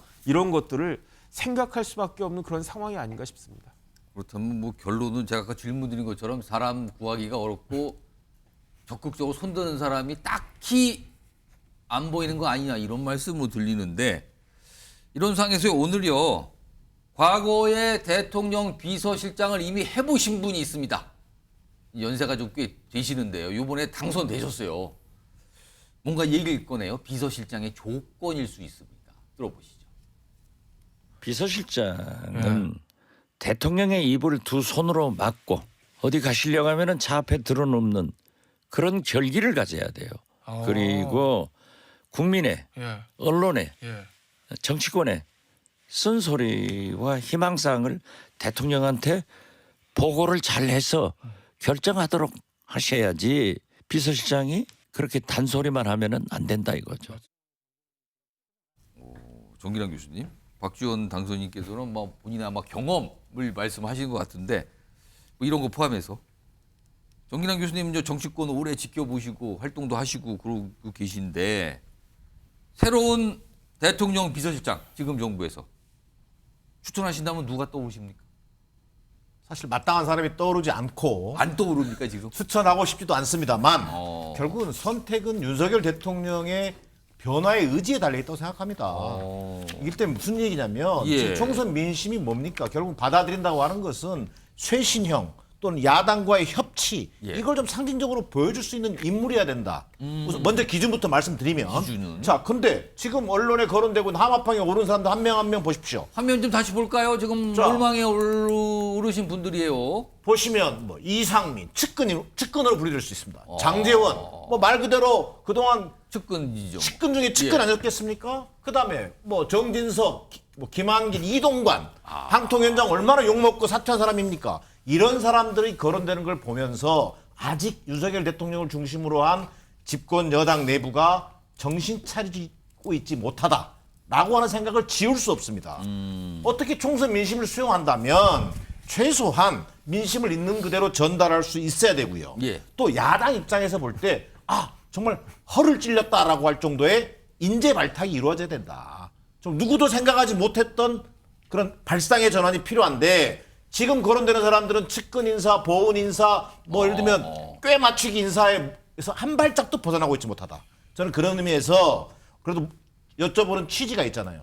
그래도 누가 더 나은 거 그래도 누가 아까 말씀하신 그런 조건을 그래도 근접하게 그럼에도 갖추신 그 분. 근접에 근접할 수 있다면 전 제가 볼 때 대통령실에서 정무수석 역할을 하면서 뭔가 대여 관계뿐만 아니라 대야 관계까지를 소통할 수 있는 그런 인물로 좁혀볼 필요는 있겠다. 그게 적임자는 아니다 하더라도 그게 누구냐는 거죠. 그게 예를 들면 이정현 전 당대표라든지 새누리당 대표였었죠. 그다음에 정진석 비대위원장이라든지 이런 분들이라면 그나마 측근 개념보다는 야당 관계까지 고려한 인사로 평가받을 수 있지 않을까라는 조심스러운 판단을 한번 해보게 됩니다. 길게 설명하시고 두 분을 꼽으셨어요. 일단 두 분은. 근데 뭐 아무튼 인선에 대해서 굉장히 고심하고 마땅치가 않고 뭐 이런 분위기다라는 얘기가 전해져 오고 있어요, 지금요. 자, 얘기 이 정도로 좀 마무리하고요. 다음 준비된 이슈는 지금 뭔가 여당과 대통령실을 향해서 큰 과제가 다가오고 있는 것 같습니다. 이 과제는 지금 야당이 출제를 하고 있는 것 같아요. 제목 보시죠. 특검을 놓고 이러지도 저러지도입니다. 특검, 해병대, 최상병 특검 법안을 말하는 겁니다. 이거 지금 야당이 뭔가 시한, 날짜까지 구체적으로 얘기하면서 이거 이번 국회 얼마 안 남았지만 처리하겠다라고 얘기하고 있거든요. 화면 좀 보시죠. 이거 보시면요. 지금 박주민 민주당 원내수석 부대표인데요. 최상병 특검법 관련해 오늘부터 여당 등과 논의 본격 진행해 보려고 한다. 입장을 냈습니다. 그리고 민주당 내부적으로는 일정을 잡았는데 5월 2일에 처리해 보자는 것이다. 처리 시한 날짜까지 잡아놨어요. 이때까지. 왜냐면 5월 말이면 이제 이번 국회 끝나잖아요. 근데 그 전에 처리하겠다 이거. 그동안 국민의힘, 여당인 국민의힘 내부에서는 지금 이거 수사가 진행 중인 사안이니까 공수처에서 하고 있잖아요. 그 결과를 좀 기다려봐야 되는 거 아닙니까? 이런 입장이었어요. 근데 최근에 좀 변화가 있는데 우선 다음 화면은 요 내용에 대해서 국민의힘 내부에서 오늘도 뭐 의견이 나왔는데 최근에 약간 반대하는 입장이죠. 이 처리에 대해서 그 입장도 좀 먼저 소개해드릴게요. 윤상현 의원과 권성동 의원인데 윤상현 의원은 일단 특검 절차적으로 아직 이야기할 단계 아니다. 특검 운운하기엔 공수처나 경찰 수사 종결이 안 됐다. 진행된 게 없다 지금. 그리고요. 권성동 의원은 이미 기소가 돼서 수사단장이 재판받고 있고 야당이 공수에 고소한 상태인데 수사 결과를 좀 보고하시죠. 라는 입장을 내고 있어요. 반면에요. 요번에 당선되신 분들 대표적으로 3명이 좀 목소리를 내고 있는데 영상 목소리로 들어보겠습니다.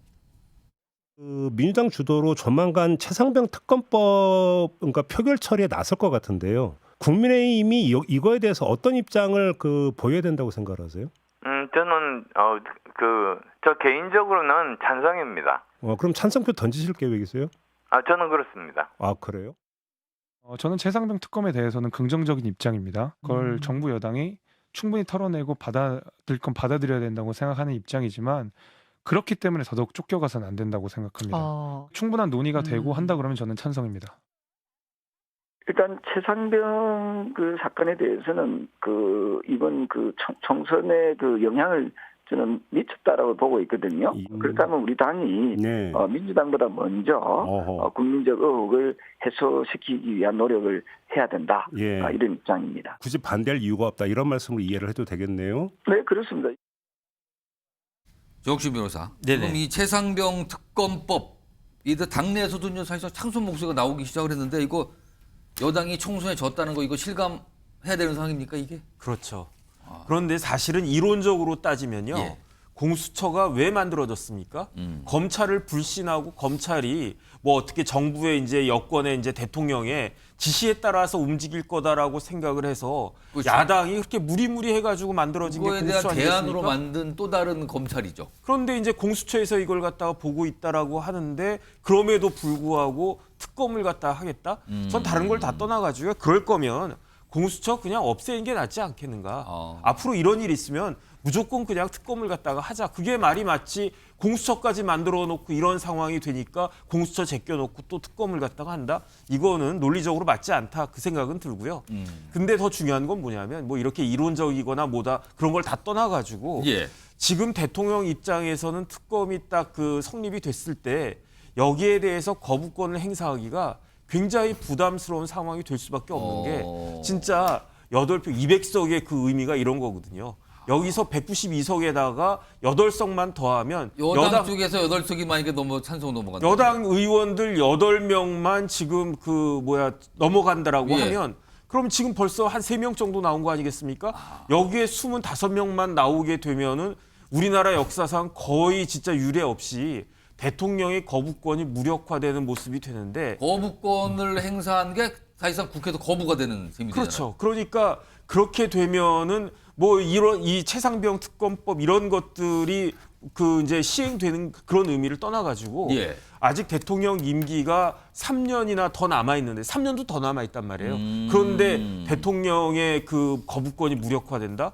진짜 이거는 우리나라 대한민국 건국 이래 최초로 드러나는 그런 일들일 것이기 때문에 그런 걸 우려해서 거부권 행사를 굉장히 주저할 수도 있다 이렇게 보시는 겁니까? 제가 봤을 땐 그렇습니다. 그렇기 때문에 어쨌든 내용 여부를 떠나가지고 이런 부분들이 그다음에 이 최상병 특검법 처리 과정이 앞으로 이제 4월 10일 이후에 22대 국회 여소야대 하에서 대한민국 정치가 어떻게 운영될 것인지에 대한 하나의 리트머스 같은 역할을 하지 않을까 하는 생각이 듭니다. 김신영 교수님, 지금 여당에서 이렇게 분위기를 설명하신 분들 얘기를 들어보니까 여당이 이 최상병 특검 법안에 대해서 찬성하기도 반대하기도 어렵다는 말이 나오거든요. 그럼 찬성하기 어려운 이유, 반대하기 어려운 이유는 각각 뭡니까? 일단은 이번 총선에서 참패를 했기 때문에 아마 그런 부분들이 아마 민심이 반영돼 있지 않느냐 이렇게 하는 부분이 있는데 그래서 쉽게 반대하기는 어렵다. 근데 지금 21대 국회에서 처리가 되는 상황이면 사실은 지금 국민의힘의 의원 수가 114분이기 때문에 사실은 108석이 아니고요. 지금 21대 국회에서 처리되면 만약에 여기라면 지금이라면 그렇습니다. 근데 저는 지금 민주당에서 이번 총선 결과를 갖고 특검 전국으로 끌고 가는 건 굉장히 좀 실망스럽고 저는 굉장히 위험한 선택을 하고 있다고 보이거든요. 왜냐하면은 민주당에서 저렇게 특검 밀어붙이게 되면요. 전국이 급속하게 또 냉각됩니다. 그럼 21대 국회에서 사실 거부권 전국이었는데 이것이 22대 국회에도 그대로 반복될 가능성이 굉장히 커 보이거든요. 물론 지금 채모 상병에 대한 특검에 대해서는 안철수 의원이나 이렇게 몇 분이 일단 뭐 찬성하는 의지를 보이는 거 있는데 찬성 쪽인 것 같아요. 근데 저 부분에 대해서 저는 조금 유감인 게 안철수 후보 같은 경우는요. 그냥 그 본인이 무소속으로 당선된 게 아니거든요. 무소속으로 당선된 게 아니고 국민의힘 후보로 국민의힘 당적으로 당선된 겁니다. 그럼 저분 같은 경우에는 사실 국민의힘 후보로 당선됐다는 거는 대통령을 지키고 도와주라는 의미거든요. 근데 지금 안철수 의원 같은 경우에는 본인이 하고 있는 건 민주당 입장만 계속 대변하고 있어요. 왜냐하면 지금 물론 범야권에서 190석을 가져간 건 맞지만 국민의힘 지지에 대해서는 전 국민이 45.1%가 지지를 했거든요.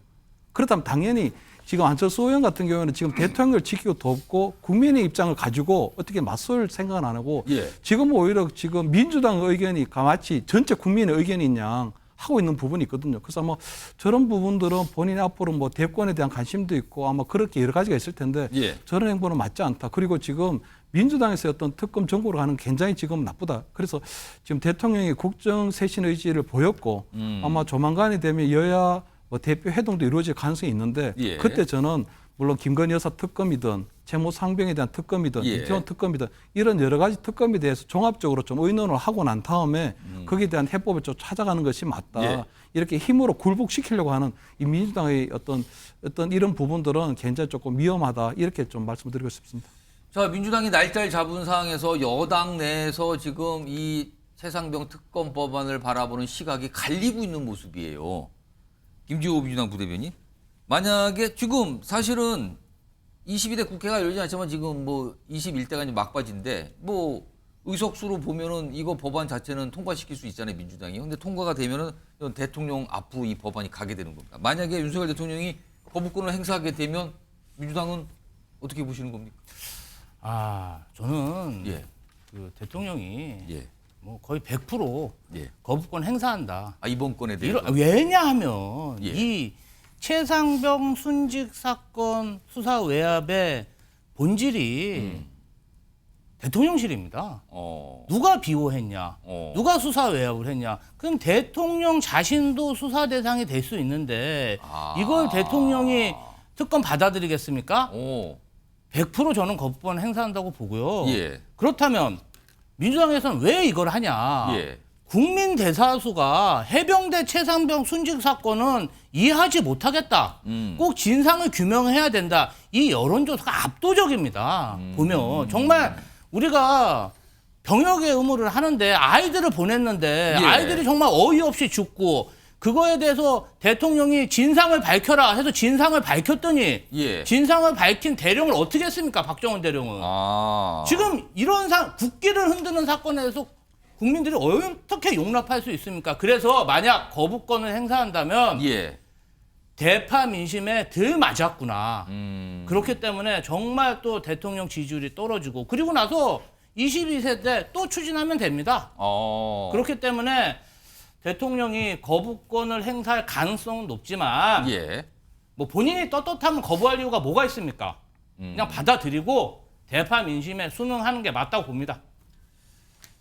지금 이제 민주당이 뭐 굉장한 압박을 하는 상황인 거죠. 그리고 여당에서는 의견이 갈리면서 고심을 하는 분위기 같기도 하고요. 자, 이런 상태에서요. 지금 여당 내 어떤 상황을 좀 볼까요? 지금 뭐 하나 정리된 내용이 좀 하나 있는데 이게 이제 언론에서 이렇게 좀 뭔가 이렇게 만들어내고 있죠. 총선 끝나니까. 국민의힘 내 약간의 주요 인사들을 분류를 해본 거네요. 기존에 이제 친윤계라고 뽑히는 대표적인 인물이 이철규, 박성민, 유상범 의원. 이번에 다 이제 당선이 다시 되셨죠. 근데 이제 비윤계로 대표로 뽑힌 인물이 나경원, 안철수, 윤상현. 그리고 친한계도 있네요.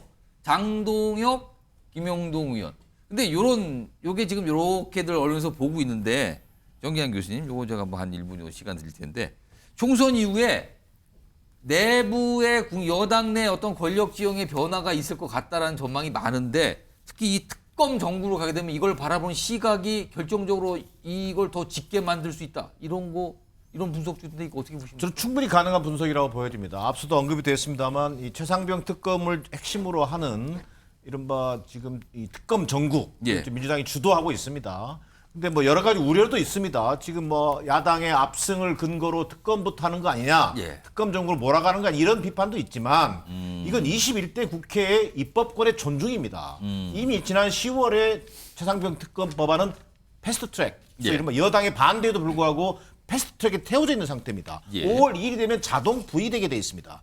결국 어떤 방식으로든지 표결을 해야 됩니다. 그러면 총선 민심이 뭐였습니까? 결국 최상병 특검을 조속히 통과시키라고 하는 것이 총선의 민심이다라고 하는 것이 야당의 승리로 나타났고 그것을 야당이 또한 주장하고 있는 겁니다. 그렇다면 역대급 참패를 직면한 예. 정부 여당 입장에서는 오히려 이것을 압도적 찬성으로 특검을 통과시키겠다. 이를테면 또한 더 나아가서 국정쇄신의 의지를 보여줄 수 있는 뭔가 진정성을 보여줄 수 있는 하나의 계기로 만들어낼 수 있어야 된다. 그럴 때만이 윤석열 대통령이 총선 민심을 정확하게 읽고 있다. 예. 정부 여당이 확실히 변했다라고 하는 것을 보여주는 것이 대단히 중요하다. 그런데 이게 만약 지금처럼 진퇴양난, 받을 수도 없고 안 받을 수도 없고 이런 상황이 계속된다면 당내 갈등은 가속화될 수밖에 없다. 친윤을 중심으로 한 그룹들은 대통령이 이 사건에 특검에 연관될 수도 있다. 대통령의 직권남용이라든지 대통령실의 개입 의혹이 전면화될 수 있다는 불안감 속에서 특검을 반대하게 될 것이고 결국은 비윤이라든지 친한 그룹은 예. 어쨌든 이 보수 세력의 괴멸을 막아야 되는 것 아니냐. 예. 자, 우리가 떳떳하다면 이 특검을 받음으로 해서 남은 임기 3년 동안을 윤석열 대통령이 온전하게 끌고 갈 수 있도록 예. 성패가 이 특검 수용 여부에 달려있다라고 하는 입장을 취할 가능성이 높아 보입니다. 그러면 결국 국민의힘 내부의 당내 갈등은 민주당의 특검 전국을 강화시키면 강화시킬수록 당내 갈등의 강도는 커질 것이라고 하는 것이 일반적인 예측으로 보여집니다. 일단 여당으로서는 과제가 떠오른 거예요. 지금요. 그거를 과연 어떻게 다룰 것인가 이런 얘기가 조금씩 나오고 있습니다. 다음은요. 요즘 뭐 굉장히 바쁘신 분 얘기입니다. 지금 오늘도 뭐 여러 곳을 들렸고요. 다음 주에도 어디 들린다고 예고도 됐습니다. 제목 보겠습니다. 문 만나고 영수회담 제안까지 했습니다. 왜 그랬을까? 왜 그랬을까? 자, 조국 혁신당 대표인데요. 오늘 뭐 평상마을, 봉화마을 방문을 했어요. 그리고 뭐 설명도 좀 내놨습니다. 들어보겠습니다.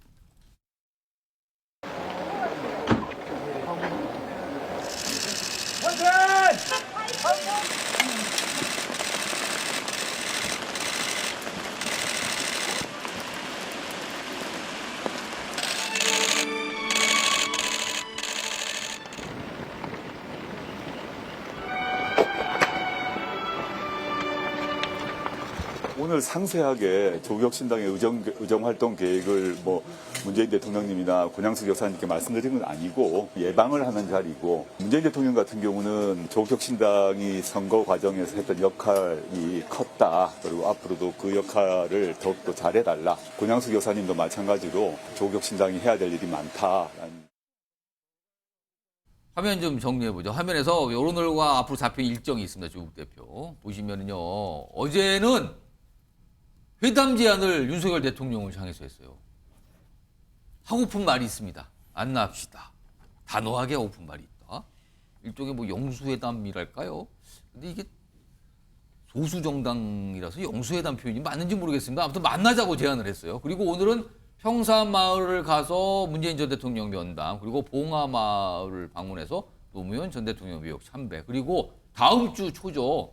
전주, 광주를 방문, 그러니까 호남 방문 일정도 예고가 돼 있어요. 지금 김주호 부대변인. 네. 오늘 문재인 전 대통령을 글쎄요. 민주당은 계획이 있는지 모르겠지만 아무튼 뭐 만났어요. 그리고 다음 주에 호남도 갑니다.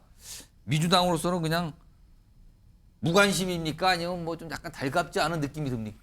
뭐 달갑지 않고 그런 건 없고요. 네. 이제 조국 혁신당이 국회의원이 한 명이지 않습니까? 그러다 보니 사실 지금 5월 말이 돼야 6월 초가 돼야 이분들이 국회의원 신분을 얻게 그렇죠. 됩니다. 지금은 아니죠. 그러다 보니까 솔직히 지금 특별히 임무가 없고 그러면 어떤 임무라 그러는데 특별히 따지면 할 일이 없다 지금. 그 뜻입니까 지금? 그리고 이제 뭐 얼마나 하고 싶은 게 많겠습니까 지금 당선됐고 기쁘고 예. 그러니까 전에 대통령을 모시던 문재인 대통령도 찾아뵙고 인사드리고 또 광주 유권자들한테 인사도 하면서 예. 그런 어떤 내가 성공했다 이런 모습을 좀 보여주고 싶고 격려도 받고 싶겠죠. 뭐 정당으로서는 그럴 수 있고 저희로서는 글쎄요 뭐 조국 혁신당하고 민주당의 어떤 경쟁 관계는 선거로 어느 정도 일단락이 난 거잖아요. 잠깐만 참아주세요. 지금 오늘 문재인 전 대통령을 조국 대표가 만났는데 문 전 대통령이 한 말이 있는데 화면으로 정리돼 있어요. 여기 보시면 조국 혁신당 야당 승리에 기여했다. 자부심을 가져도 좋다. 소기의 성과 있었습니다. 자부심을 가져도 좋다고 얘기를 했는데요. 이거는 신경 안 쓰십니까?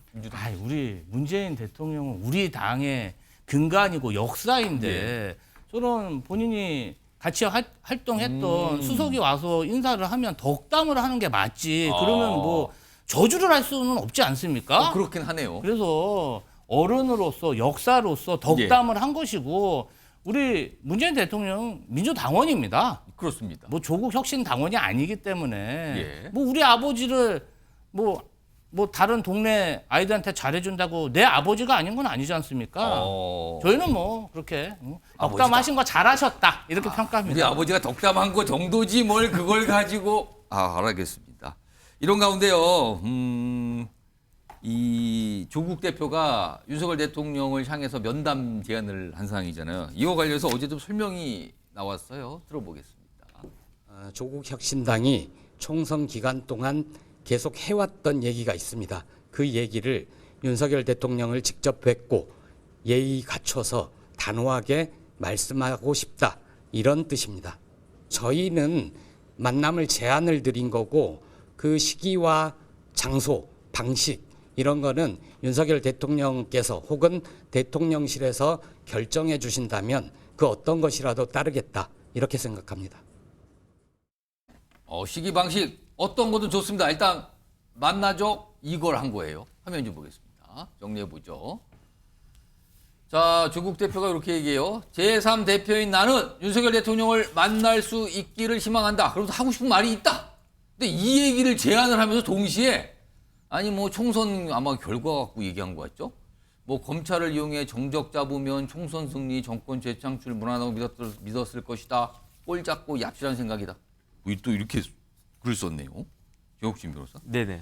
만나자고 하면서 꼴 잡고 얍실하다는 저 비판은 뭘까요? 글쎄 저는 꼴잡 이런 게 무슨 말인지 잘 모르겠고요. 이게 약간 좀 속어 같은 표현 같기도 한데 어디 뭐 뭔가 아무리 봐도 좋은 표현은 아니에요. 저거. 그렇죠. 얍실하다라고 하는 거는 무슨 말인지 대충 알겠어요. 이제 뉘앙스는 올 것 같고. 그런데 조국 대표 같은 경우에는 지금 아까 영수회담도 정확한 말이 아니었지만 원내 제3당이라고 하는 표현도 조금 전에 이제 김지호 부대변인 말씀하신 것처럼 아직은 원내 제3당 아닙니다. 그렇죠. 아직은 아니에요. 지금까지는 21대 국회 아니겠습니까? 이런 표현들이 정확한 표현 아니었다. 뭐 이런 부분 좀 아쉬운 것 같고. 그런데 제가 봤을 때는 그 조국 대표가 대통령을 만나고 싶다라고 하는 거는 희망사항인 것 같고 웬만해선 대통령이 만나줄 이유가 있을까 하는 생각이 사실은 듭니다. 엄격히 따지면은 제1당인 이재명 대표와의 만남도 아직까지 뭐가 나오지 않고 있단 말이에요, 지금요. 그렇죠. 윤 대통령이 만약에 이제 야당 인사들을 만난다라고 하면 먼저 이재명 대표부터 만나고 그렇게 되겠죠. 그리고 난 다음에 이제 5월 30일 지나서 6월에 그때 이제 그 조국 혁신당이 원내 제3당이 되어 버리기 시작하면 그때 가서 만난다라고 하는 거는 뭐 그건 이해가 근데 되는데 굉장히 빠르게 던졌단 말이에요, 지금. 지금 당장 만나겠다라고 하는 건 무슨 이유지? 지금 뭐 대법원에서 조국 대표에 대한 사건이 주심이 결정이 돼서 심리가 시작이 되고 있거든요. 그 빨리빨리 이제 진행이 돼서 그 전에 뭐 만나야 된다 이런 생각을 갖다가 하는 건가? 그다음 굳이 지금 같은 상황에서 대통령과 조국 대표가 만나가지고 무슨 이야기를 하지? 뭐 할 이야기가 있을까? 저 현안이 있나? 그런 생각도 좀 들고요. 오히려 뭐 만나가지고 조국 대표가 뭐 사면을 부탁하거나 그런 이야기 하지도 않을 거 아니겠습니까? 그래서 제 생각엔 그냥 어차피 안 만나 줄 거라고 생각을 하고 그냥 던져보는 것이 아닌가 저는 그런 생각이 듭니다. 일단 뭐 면담에 순서가 있는 건 아니지만 약간 아직 정식으로 국회의원이 이제 의석이 돼서 뭐 임기가 된 것도 아니고 그런 상황에서 그리고 규모도 제3 정당 정도 되는데 만나자는 제안. 뭐 여러 가지 해석이 있어요. 이런 가운데요. 조국 혁신당 12석이죠. 비례대표 의석으로 이제 앞으로 국회가 다음 국회 열리게 되면 12석인데 그거는 20석이 안 되잖아요. 국회에서 뭔가 발언권을 좀 강하게 갖고 협상력을 가지려면 20석은 넘어야지 교섭단체라는 걸 구성할 수가 있거든요. 교섭단체입니다. 다른 정당과 협상과 교섭의 대상이 될 수 있는 최소 숫자가 20명이거든요.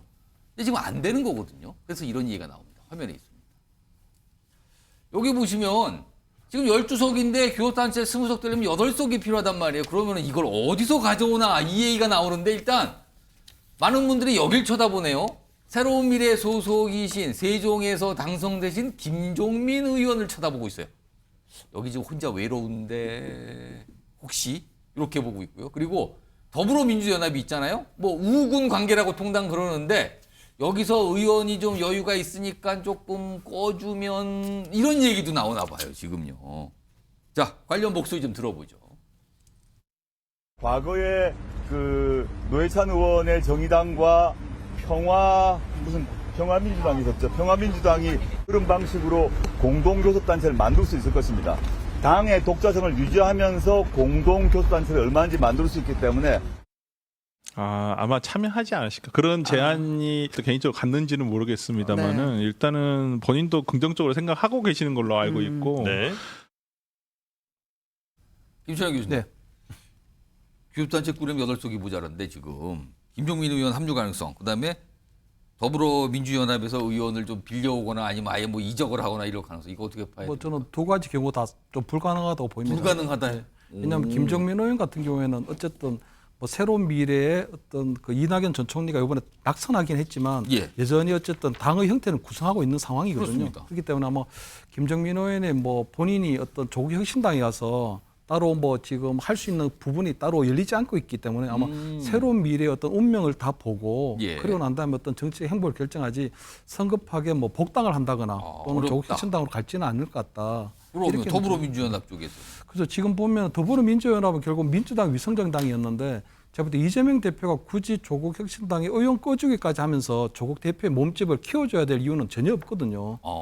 왜냐하면 어차피 지금 국회를 대표하는 원내교섭 이체의 단체는 그냥 국민의힘하고 민주당 이렇게 양강 구도로 가면 되는데 굳이 제3신당을 뭐 이 조국 뭐 혁신당을 끼워서 해야 될 전혀 이유는 전혀 없는 걸로 보이거든요. 그러면은 불가 안 될 걸로 교섭단체 구성이 어려울 걸로 보십니까? 특히 뭐 이재명 대표 같은 경우는 지난 총선 때 사실은 그 조국 대표 때문에 굉장히 자존심에 스크래치가 난 상태거든요. 왜냐하면 전체적으로 선거를 좀 조국 대표가 좀 리드한 부분이 있었습니다. 어떻게 보면 범야권의 어떤 아이콘 역할을 한 게 조국 대표거든요. 조국 대표 때문에 결국은 어떤 지민 비주어 전략 때문에 결국은 어떤 뭐 이 공천 갈등으로 실망한 어떤 야권 지지자들 끌어모을 수도 있었고 그런 부분들이 어떤 조국 대표가 어떤 아이콘이 될 수 있는 부분이 있었고요.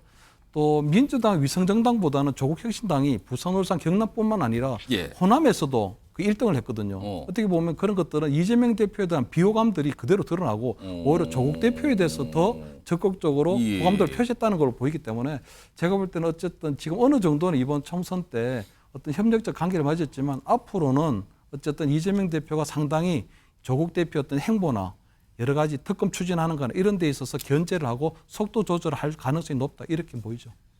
정규환 교수님, 민주당 입장에서는 교섭단체가 새로 하나 등장하는 게 달갑지 않다 이렇게 보십니까? 그렇게 생각하면 안 된다는 게 제 생각입니다. 그렇게 생각하면 안 된다. 근데 그렇게 생각할 건 같습니까? 그럴 가능성이 있어 보입니다만 선거 과정에서 보여줬던 협력적 경쟁자적 관계라고 하는 것을 선거 이후에도 끝까지 풀어가는 것이 좋을 것으로 보여집니다. 자, 의원 꺼주기 방식을 통한 교섭단체 구성 요건을 맞춘다? 이건 제가 볼 때는 아무래도 전공법이 아니죠. 그렇죠. 아무래도. 어쨌든 국회법 개정을 통해서 제1야당이 지금 민주당입니다.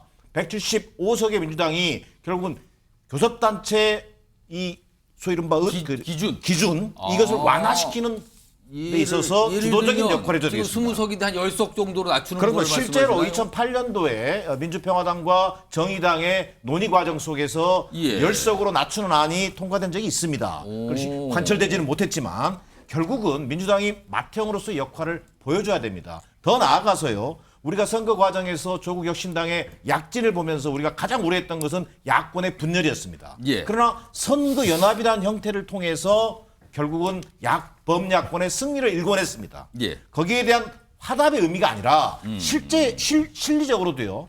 교섭단체가 예를 들어서 민주당과 조국 혁신당이 교섭단체를 하게 되면 결국 국민의힘과의 관계에 있어서 협치를 끌어내기도 쉽고 또 국민의힘 여당을 압박하기에도 도움이 되고 예. 협상력을 높이는 데도 도움이 되고 결과적으로 22대 국회는 대단히 생산적인 국회로 탈바꿈할 가능성이 높아 보입니다. 그런 여러 가지 여건을 감안할 때 민주당이 오히려 교섭단체 구성 요건 완화를 통해서 소수 정당의 참여 기회까지 확대한다라고 하는 국회 개혁 차원에서 접근해 줬으면 하는 바람입니다. 약간 당위 약간 이런 걸 설명해 주셨어요. 이것도 좀 봐야 되는 문제인데 다음 준비된 내용은 화면을 좀 먼저 볼까요? 이준석 당선인이 등장을 하는 사진이 조금 회자가 되는데 보세요. 어떤 길인데 길 옆에서 당선 인사를 저렇게 하네요. 일하게 해주셔서 감사합니다를 목에다 팻말 걸고 90도 인사를 계속 저렇게 했다 그러네요. 최근에. 그리고 이 모습을 본 유권자로 보이시는 분이 어떤 게 글을 올렸는데 SNS상에 60평생 당선 인사 저렇게 하는 거 처음 봤다. 당선 인사를 저렇게 90도로 그냥 선거운동보다 더 강하게 하는 거 처음 봤다. 이런 반응이 나왔네요. 자, 그럼 어떤 모습인지 뭐 여러 가지 이준석 대표의 모습이 있거든요. 확인해 보겠습니다. 이준석입니다. 저희 지역구에 있는 모든 아파트를 한번 직접 방문하고 다 공부해가지고 가보려고 합니다. 높은 교육열과 반도체 중심 도시에 걸맞게 UIS 의료 3대업 구축을 호연 이음터를 누릴 수 있는 동탄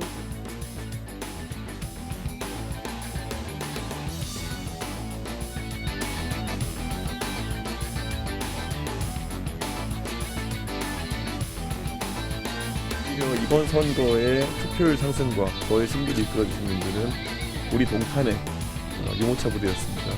적어도 아이들이 오늘보다 더 나은 내일을 꿈꿀 수 있는 그런 동탄을 만들 수 있게. 정혁신 변호사? 네네. 저 모습 보니까 정말 당선을 시켜줘서 유권자한테 정말 고마운 것 같은데요. 정말 고마웠겠죠. 만약에 이번에 당선이 안 됐으면 어떻게 됐겠습니까? 정치적인 사실 운명에 어떻다 저렇다 이런 전망이 많았었거든요. 그다음에 이제 마지막까지 여론조사 공표 그 블랙아웃 직전까지 이준석 대표는 그 민주당의 공영훈 대표한테 오차범위 밖으로 졌었어요.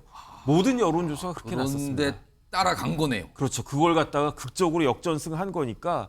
그런데 누가 뭐라고 해도 이번에는 이준석 대표가 정말로 열심히 했다라고 하는 것을 인정하지 않을 수 없다. 왜냐하면 모든 그 아파트 단지를 다 돌아다녔다면서요. 지금 뭐 아파트 단지 100곳 뭐 이런 얘기가 나와요 지금요. 그다음에 이제 뭐 진짜로 요즘 같은 때 이준석 대표가 직접 뭐 글씨 쓰고 공고문을 본인이 직접 쓴 거를 배포했다 그러고. 그래서 이런 것들이 굉장히 어필을 갖다가 했다라고 생각이 들고 마무리까지 굉장히 이준석 대표는 굉장히 잘했다 저는 그런 생각이 들고요. 그렇기 때문에 이번에 극적으로 역전승할 수 있는 그러한 그 노력을 보여줬다. 저는 그런 생각이 듭니다. 선거 캠페인은 확실히 잘하는 것 같습니까? 잘한 것 같아요. 거기에다가 이제 민주당 후보가 이런저런 또 이제 그 아빠 찬스 뭐 이런 논란이 있어가지고 그런 영향도 있었겠지만 근본적으로는 본인이 열심히 했다. 그렇기 때문에 당선될 자격이 있다. 저는 그런 생각이 듭니다. 자, 오늘 이준석 대표의 모습 여러 가지 회의도 있었고요. 어떤 행사도 있었는데 그 모습도 좀 준비했습니다. 보시죠. 이제 저희의 시선은 다가오는 2026년 지방선거를 향해 가 있습니다. 인재를 발굴하고 그리고 지방선거에서 저희가 전국에서 훌륭한 성과를 낼 수 있도록 제가 각별한 노력을 하겠다는 다짐을 오늘 드립니다. 당대표인 저는 당원 당규대로 총선 이후에 제가 다음 전당대회 출마하지 않고 그리고 저는 당의 새를 불리고 젊은 인재들을 발굴하는 역할에 매진하고자 합니다. 두 가지 영상에 공통점이 있죠? 무슨 다른 선거 얘기를 해요? 화면에 보겠습니다. 다가오는 전당대회에 출마하지 않을 거. 그러니까 본인 당대표 더 안 한다는 뜻인데 지방선거 대비에 매진한다 대신에. 지방선거요? 2026년 2년 뒤 지방선거 얘기일 거네요. 그리고요. 이건 글도 이렇게 썼는데 오늘은 이렇게 얘기를 해요. 2년 뒤 지방선거에선 기획부터 공준정까지 책임지고 놀 것이다. 이번 선거는 본인 지역구 때문에 제대로 못했다. 이때는 제대로 할 거다. 지방선거 얘기를 또 꺼내놨습니다. 김지호 부대변인? 아니 2년 남은 지방선거 총선 끝나자마자 지방선거 얘기를 하는 건 뭘까요? 일단 뭐 이준석 대표 동탄에서 좋은 기량 보여서 당선된 건 저는 축하드립니다. 그런데 예. 저는 이준석 대표가 이번 총선에서 3석 얻으려고 예. 자신이 당대표로서 대선 지선에서 승리한 국민의힘을 탈당한 것인지 되묻고 싶습니다. 이준석 대표의 가치는 보수정당에서 빛난다고 저는 보는데요. 당선된 3분이 사실 대중적 인지도는 있을지 몰라도 3명이서는 입법 발의조차 안 됩니다. 사실 현실이 그렇죠. 예, 뭐 3명이서 뭐 발의가 뭐가 되겠어요. 사실 국회 활동으로 두각을 나타내기가 어렵고 그렇다면 아마 처음에는 뭐 이것도 하겠다 저것도 하겠다 이렇게 얘기했지만 좀 지나고 나서 보니까 이게 좀 불리한 형국이거든요. 그러다 보니까 뭔가 좀 본인은 지방선거를 기획하고 준비하겠다 이러면서 자기 볼륨을 키우려고 하는데 사실상 본인이 어떤 선거운동을 잘해서 이번에 당선되고 3석 얻었지만 저는 이준석 대표도 이번 총선의 승자라고 보기는 어려울 것 같습니다. 뭐 3석으로 뭘 할 수 있겠어요. 짧게 김철 교수님께서 한 1분 정도 드릴 텐데 정말 여당간 앞으로 계속 뭐 손을 잡거나 같이 가거나 합당하거나 이런 거 절대 없을 걸로 보십니까? 일단 뭐 당분간은 개혁신당의 이름으로 계속 할 것 같아요. 당분간은? 예, 왜냐하면 총선에서 어떤 본인도 당선됐지만 조금 의미 있는 성과는 냈거든요. 왜냐하면 어쨌든 본인이 비판했던 기성정당이 지역을 기반으로 하고 있다면 지금 이준석의 개혁신당은 어떤 지역 기반이 아니라 어쨌든 뭐 MZ 세대라든가 어떤 새로운 어떤 세대에 대한 그런 소구력이 있기 때문에 나름대로는 조금 뭐 성과를 낸 게 아닌가. 그리고 아마 본인이 워낙 정도 뭐 정치 IQ가 높기 때문에 지금 지방선거라든가 그 다음에 2027년 아마 대선 로드맵까지 어느 정도 그때 개혁신당이 어떤 모습을 갖추고 어떤 형태로 아마 뭐 후보 단일화라든가 아니면 어떤 정당 간의 연대나 이런 것들도 아마 고민하고 있지 않을까 이렇게는 보입니다. 선거를 앞두고서까지 뭔가 준비하고 그 이후에 뭔가를 더 도모하지 않을까 이런 분석이신데요. 자, 일단 윤석 대표와 관련된 내용이 이거고요. 그리고 근데 총선은 끝났어요. 근데 좀 생각해볼 고민을 던지는 지점이 하나가 있네요. 화면이 좀 볼까요? 이거 정기랑 교수님께서 좀 봐주세요. 역대 총선 비례대표 투표에서 무효표 숫자를 좀 따져봤더니 이게 선거 때마다 올라가고 있어요. 그리고 이번 22대 총선은요. 131만 표입니다. 무려. 비율은 4.4%. 이거요. 개혁신당이 얻은 비례대표 투표보다 더 많아요. 131만 표나 나왔습니다. 이거 뭡니까 이거? 이거 어떻게 봐야 되는 겁니까 이거? 그러니까 무효표가 많이 늘어난다는 증가한다는 얘기는 그만큼 또 유권자들의 어떤 의지가 우리 총선 선거를 통해서 반영되지 못한다라고 하는 그런 단점이 있지 않겠습니까? 찍을 데가 없다 이런 그렇습니다. 저는 두 가지 요인이라고 보이는데요. 선거법 개정을 통해서 위성정당 문제를 해결해야 된다. 어떤 당이 자매정당인지 헷갈릴 정도입니다. 자유통일당이 그래서 약진한다는 여론조사 결과도 있었지 않습니까? 그런 것들을 볼 때 정말 위성정당 문제를 해결해 줘야 된다. 두 번째, 너무 많은 정당이 난리받아 보니까 실제로 이게 간격 자체가요. 너무 좁아져가지고 기표를 하는 데 있어서 실수할 수 있는 가능성을 매우 높여놨습니다. 이런 두 가지 요인들을 볼 때 선거법 개정을 통해서 정상적인 투표 형태로 전환돼야 한다고 보여집니다. 알겠습니다. 자, 지금부터는요. 이번 총선의 당선인 릴레이 인터뷰 지난주부터 시작하고 있는데 이번 두 번째인데요. 오늘 주인공은 제주 울 지역구에서 재선에 성공한 민주당 김한규 의원입니다. 지난번 인터뷰를 했던 김용태 국민의힘 당선인이 추천을 했어요. 김한규 의원을요. 김 의원님 나와 계시죠? 네, 안녕하세요. 김한규입니다. 예, 우선 당선 축하한다는 말씀부터 드리고요. 이 질문 좀 하나 바로 좀 해볼까요?